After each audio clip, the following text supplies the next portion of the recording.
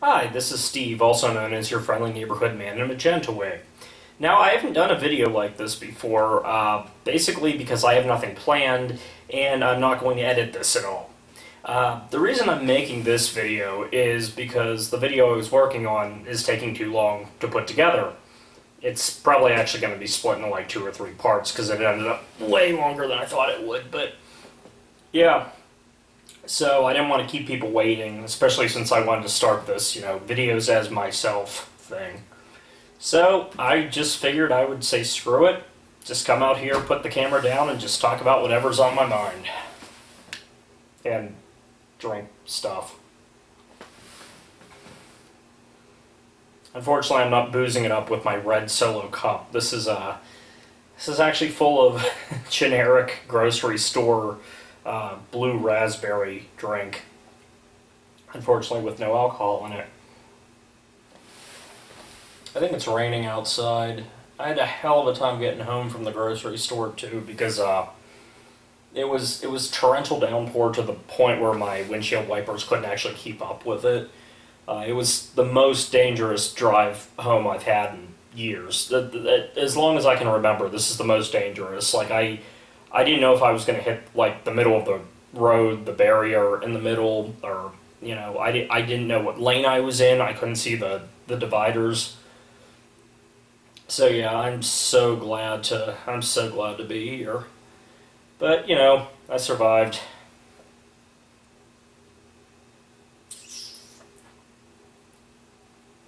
And this is why I edit, folks.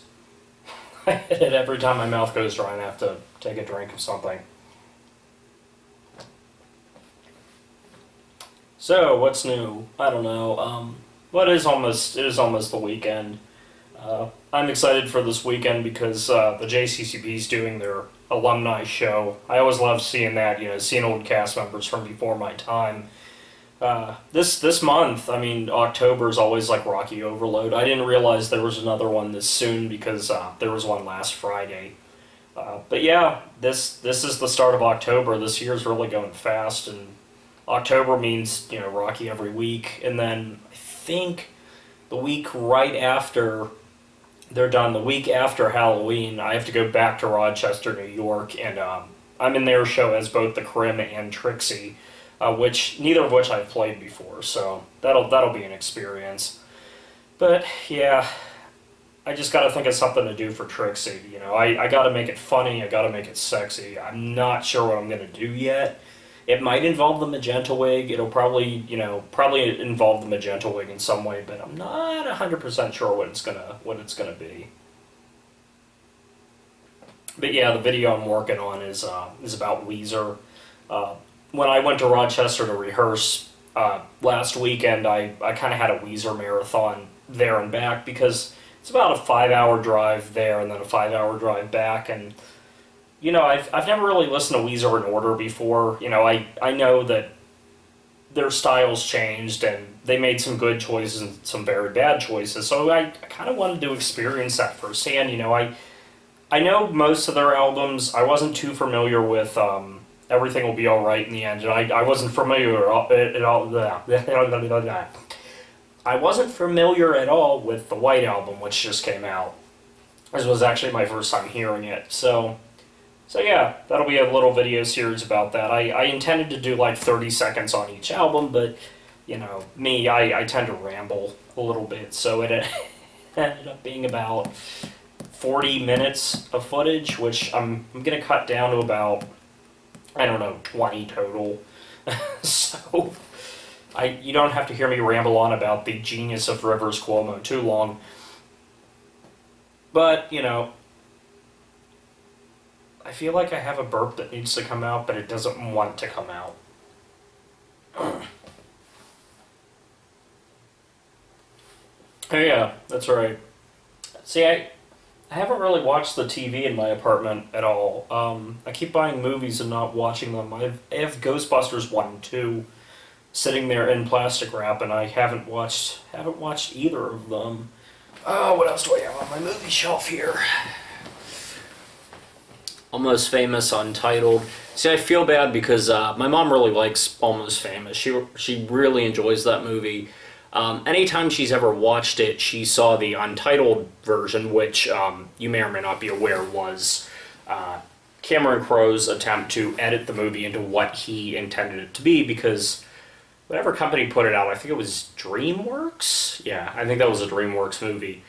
Just butchered it into something it wasn't. They wanted more of a romantic movie about Kate Hudson and the kid, and a lot of the band stuff fell by the wayside, including the really funny scene where Kyle Gass is a stone DJ who's falling asleep. Yeah, all that's gone. I think it's like at least like 45 minutes or an hour shorter than the untitled version. But yeah, this is the version she always saw, and she was all excited because she just found Almost Famous on DVD cheap somewhere. And when she told me she bought it, the first thing I asked was, what version is it? She showed me the cover. It was, Kate Hudson with the sunglasses, and I just said, you're probably not going to like this version if you're used to the other one. I'm not sure why the untitled one became the standard. I think I saw the theatrical one once, and it just put me off because I noticed too much that was missing. What else is on my DVD shelf? Tons of Cheech and Chong, a lot of which I never watched. I kind of went through a major Cheech and Chong phase, which is really funny because I'm not actually a stoner. I just like stoner comedy for some reason, but yeah. I got into some deep cuts too, some of the more obscure movies they made, like Cheech's Shrimp on the Barbie and Ferngully. They're both in Ferngully. So was Tim Curry.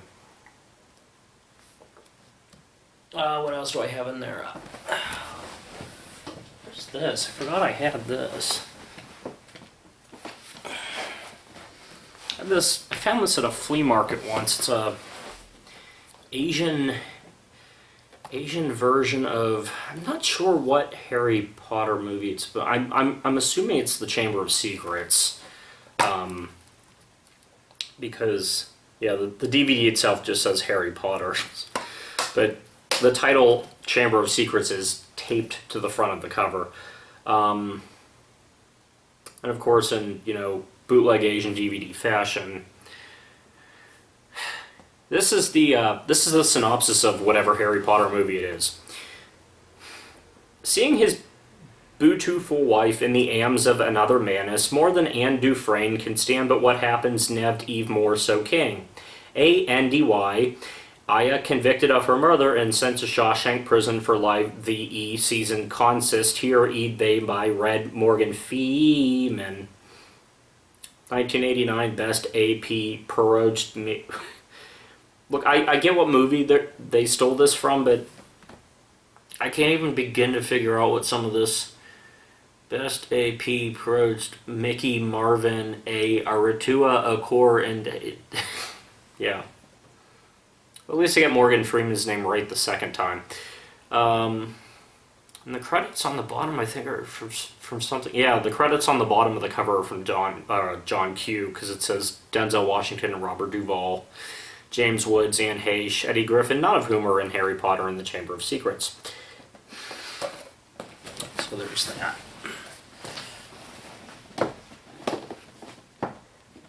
Oh yeah, here's something I don't think people realize. So, Fear and Loathing in Las Vegas wasn't really a standalone movie. It's basically a trilogy about Hunter S. Thompson that came out in reverse order, meaning the movie that takes place last came out first. Essentially, The Rum Diary is the first movie in the trilogy. This is Johnny Depp as a young Hunter S. Thompson before he really went crazy, got into drugs and stuff. Then we have Johnny Depp as Hunter S. Thompson in Fear and Loathing. And finally, we have the 70s movie Where the Buffalo Roam, starring Bill Murray as Hunter S. Thompson, which takes place after Fear and Loathing in Las Vegas. So yeah, it's kind of a trilogy in an odd way. Let's see what else. What else do I have on my DVD shelf I can show off in kill time here? I don't know how long this video is going to be. Like I said, I'm not going to edit this. I just freewheeling it here, just freewheeling it. Let's see.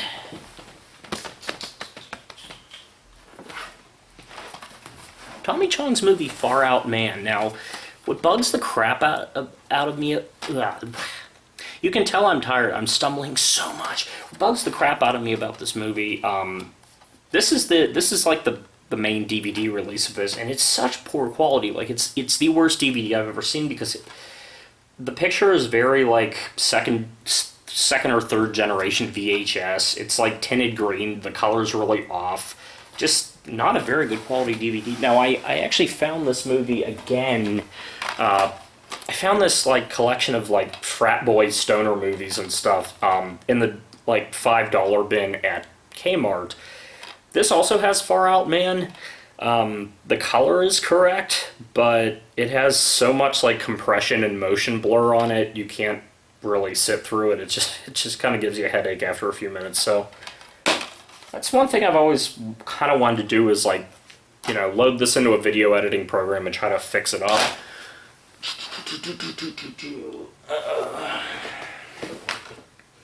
Yes, I own this and I'm sorry. Oh, let's see what we got here. This is something I bought recently. Region 2 DVD, unfortunately, because I think the Region 1 was very, very expensive compared to this. This is Murder in a Blue World, which is an Italian movie, which is, believe it or not, the sequel to A Clockwork Orange. And there's one problem with that. It's boring as shit. And one of the reasons, the big reason, is there's no Alex character. Imagine what A Clockwork Orange would be like without Alex. You know, it's just a bunch of droogs. They're not very interesting. You know, I don't even know if the characters in this movie have names. I didn't even get that far. But yeah, you really start to miss Malcolm McDowell. Because he really carries The Clockwork Orange on his shoulder, you know. He's such a strong character, and you like hearing his narration and stuff.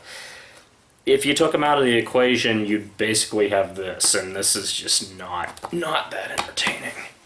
What else? Well, we got this is a box set I bought, The Return of the Dragon Pack.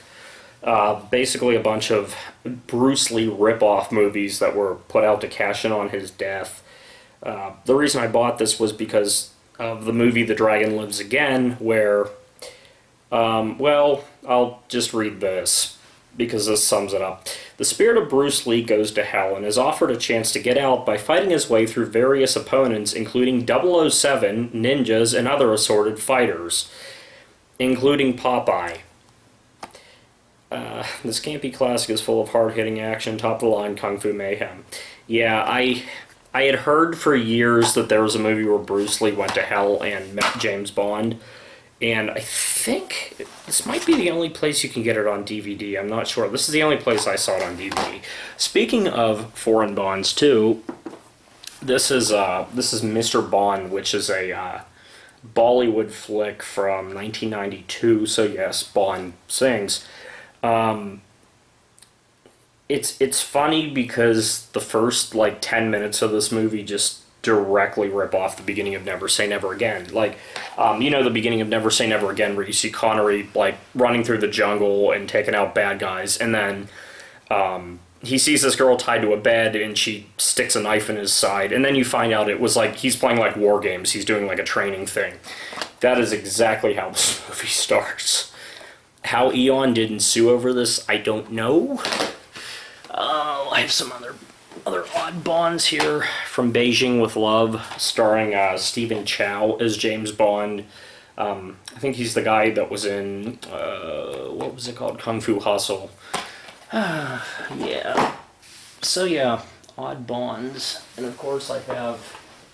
Of course, when you're collecting odd Bond movies, you have to have Neil Connery's Operation Kid Brother, or, oh, what'd they call it on,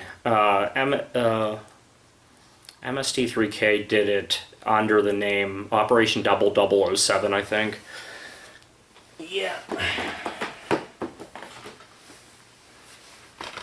No, really, I am a sucker for bad sequels. I actually wanted to see all the Ralphie Parker movies because it seems a lot of people don't realize excuse me, A Christmas Story wasn't the only one, and, you know, there's more outside of A Christmas Story too. Gene Shepard, the guy who narrates the movie and wrote the books about Ralphie Parker, actually used to do Ralphie Stories as like a series of made-for-TV movies for PBS. And I bought this box set. I don't remember where this came from. I think this was from like a Gene Shepard fan site, but it actually has all of the DVDs of all the TV specials. This was the Disney sequel to A Christmas Story, Ollie Hot Noodles, Haven of Bliss, and as a bonus, and I didn't know they were going to put this in, but I'm really happy they did because I couldn't find a copy of the DVD. They have the theatrical sequel, My Summer Story, which is just as good as A Christmas Story. I mean, I think this is a really underrated movie. But yeah, a lot of A Christmas Story was adapted from the PBS movies. Like the leg lamp is from Phantom of the Open Hearth, and Great American 4th of July, I think, was the source of You'll Shoot Your Eye Out. So yeah, there's that. I'm the collector. I watched this movie, and the reason I watched it, I had a very specific reason for watching this, and I wasn't disappointed. The Collector was actually written as a prequel to Saw, and was rejected. It was, you know, supposed to be like the origin of Jigsaw, how he got in, you know, how he first started setting traps and stuff. If you watch this with that mindset, I mean, obviously they call him the Collector, not Jigsaw. If you watch it with that mindset, it's so obviously a Saw movie, it's not funny. Alright, well, my battery is running low, both in the camera and in my body.